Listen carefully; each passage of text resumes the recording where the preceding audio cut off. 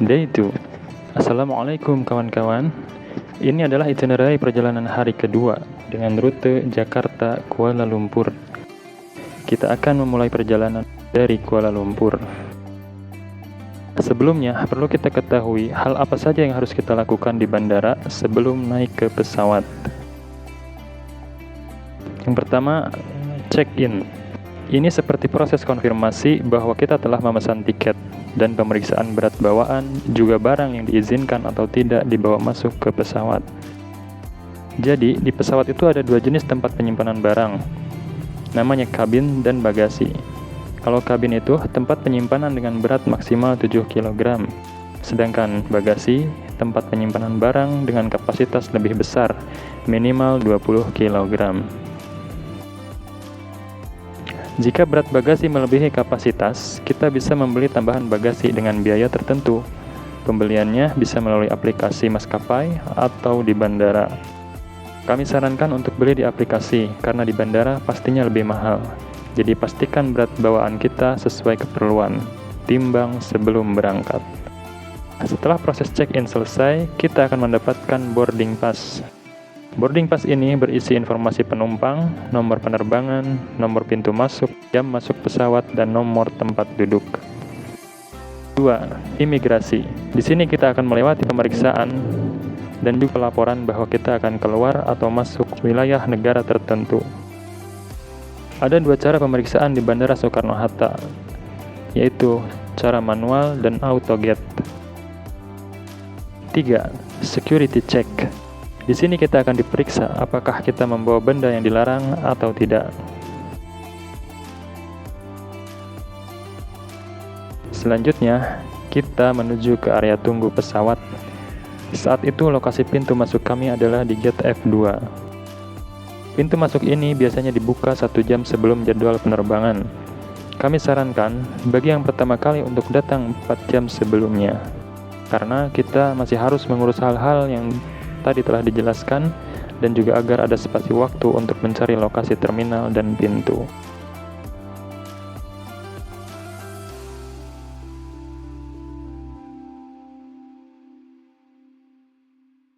Setelah menunggu, kita akan dipanggil untuk masuk ke pesawat sesuai jadwal penerbangan. Kita akan diarahkan untuk menuju ke lorong masuk pesawat.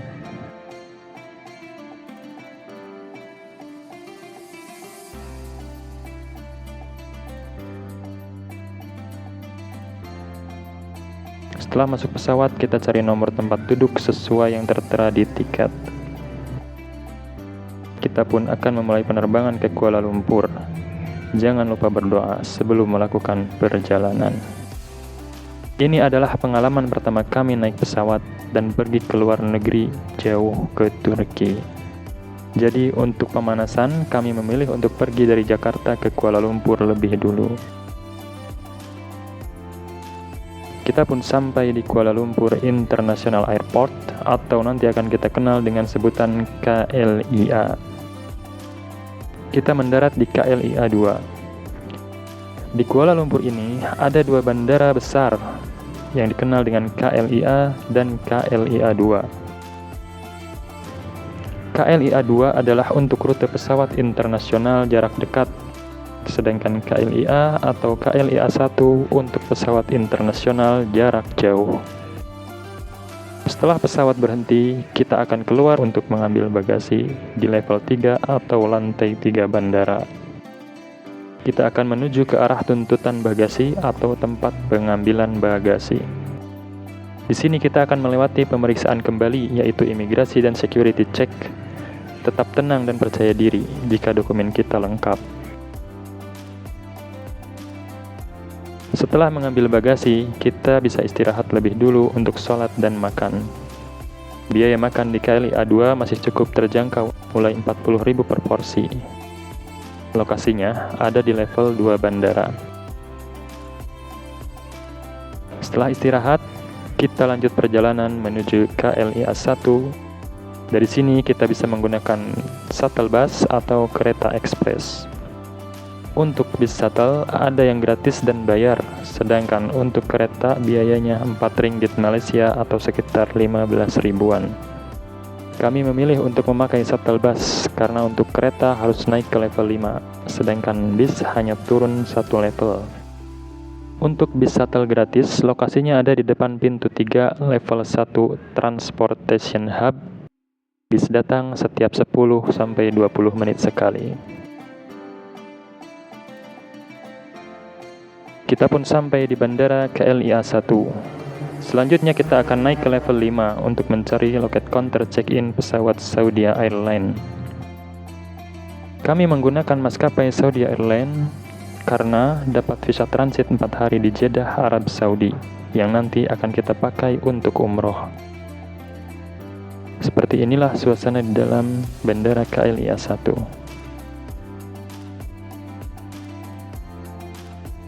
Selanjutnya kita akan kembali melewati 3 tahapan, yaitu check-in, imigrasi, dan security check sebelum menuju ke pesawat.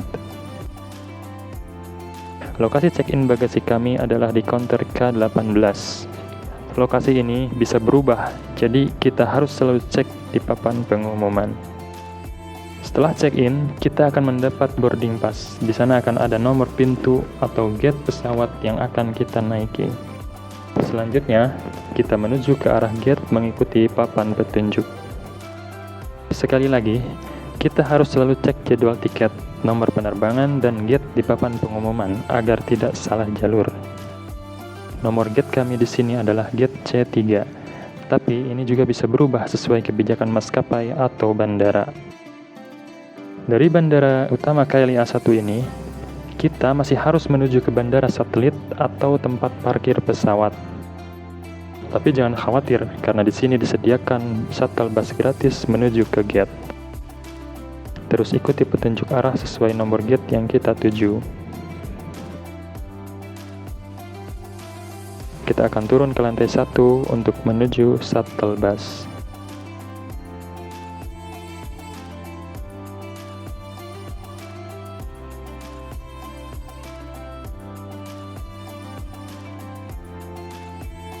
Selanjutnya, kita akan keluar pintu dan diarahkan ke bis yang akan kita naiki.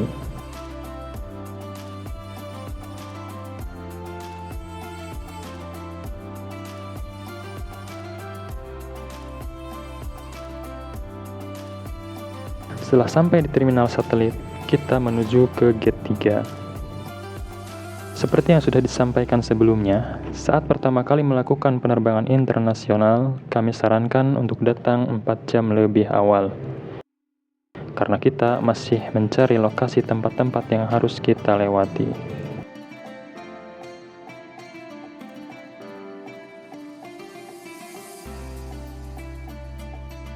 Di sekitar arah menuju ke gate, kita bisa mengisi air minum, tapi jangan dibawa ke pesawat, karena dilarang membawa cairan. Selanjutnya kita menunggu gate pesawat dibuka. Karena kita akan melaksanakan umroh, sambil menunggu gate dibuka, kita bisa mandi lebih dulu dan mengenakan kain ihram.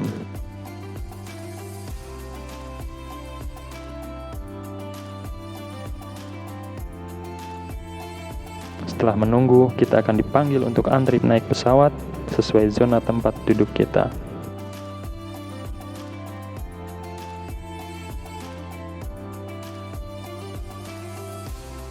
Setelah masuk pesawat Saudia, kita akan disuguhkan layar TV di setiap tempat duduk penumpang. Kita juga akan mendapatkan makan, snack, dan minuman.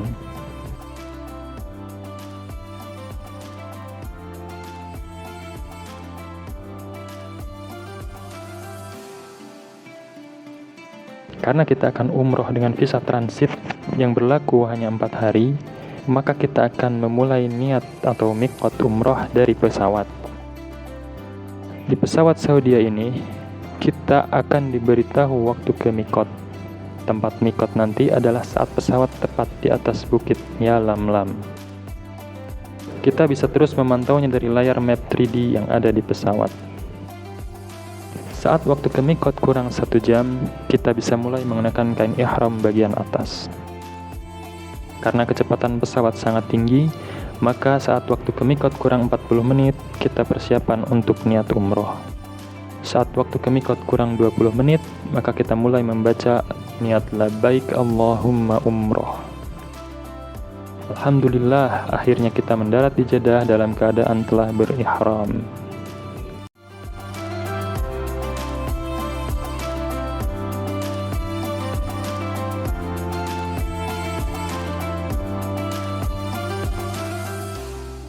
Alhamdulillah, kita sampai di kota Jeddah. Insya Allah kita sudah ambil mikot di atas pesawat di Sialamam dan akan istirahat di hotel Jeddah 1 malam. Untuk waktu transit yang lama, maka kita kembali harus melewati imigrasi, security check, dan lanjut ke pengambilan bagasi. Selain mendapat visa transit 4 hari, Saudi Airlines juga memberikan fasilitas menginap gratis 1 malam di Jeddah. Jadi kita akan menginap dan istirahat lebih dulu 1 malam di Jeddah sebelum melaksanakan umroh. Alhamdulillah kita sudah sampai di Jeddah. Saat ini sedang menunggu jemputan dari hotel. Saat mendarat kita akan dihubungi melalui WhatsApp oleh pihak Saudi. Kita akan diantar ke hotel dengan private shuttle dan itu juga gratis.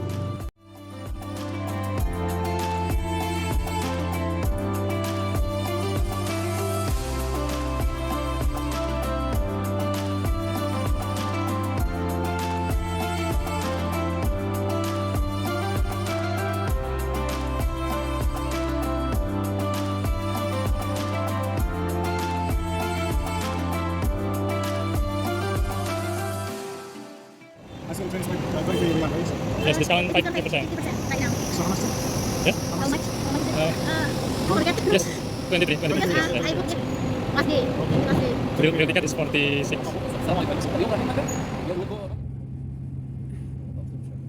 Ayah. Ayah.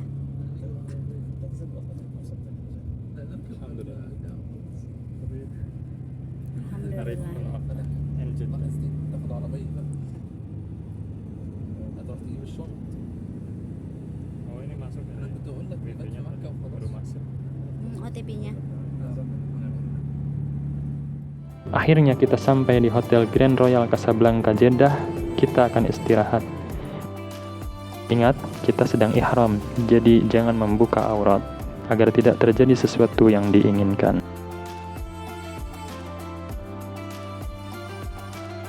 Assalamualaikum warahmatullahi wabarakatuh. Sampai jumpa di video berikutnya. Tong khilaf, subscribe.